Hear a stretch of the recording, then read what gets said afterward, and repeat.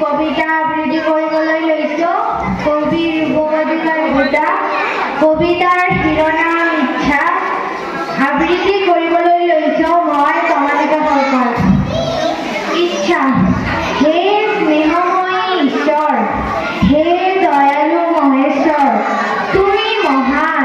তোমাৰ কৃপাত আজি সকলোৱে লাভ কৰে পূৰ্ণতা।